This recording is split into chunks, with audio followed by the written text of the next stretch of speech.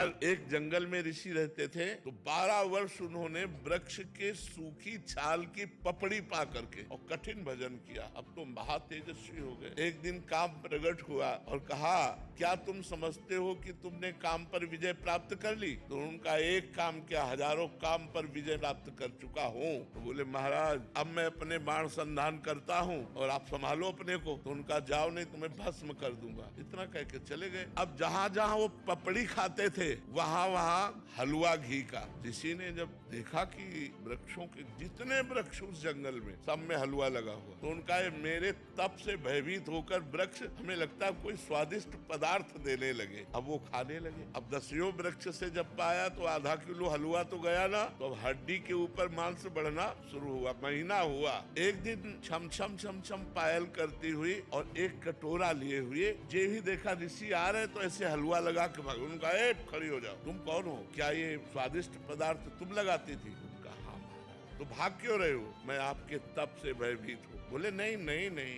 महीनों से इतना स्वादिष्ट पदार्थ पवार, क्योंकि पहले अन्न जाएगा तो बुद्धि बदलेगी ना। तुम इतना स्वादिष्ट पदार्थ पवारे, तुम भयभीत क्यों हो रही हो? तुम बोले, महाराज वृक्ष में चुपचाप इसलिए लगा जाती थी कि आपकी सेवा बन जाए। मैं आपकी सेवा करना चाहती हूँ। बोले, लाओ कटोरा।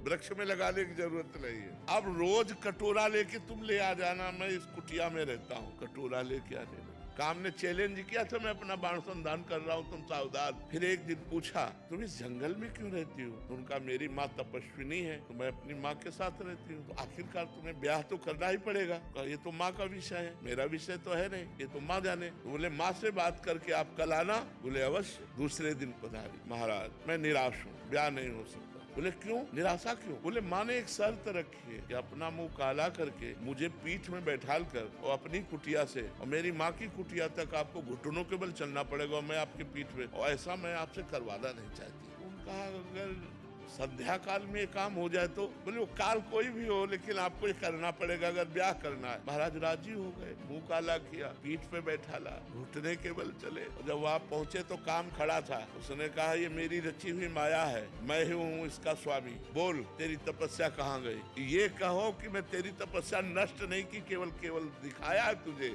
कि अगर तू तपस्या का अहंकार करेगा तो देख, घुटने के बल चल रहा, मेरी माया तेरे पीठ पर बैठी हुई है। ये मन बड़े बड़े ऋषि मुनियों को मोहित कर दिया।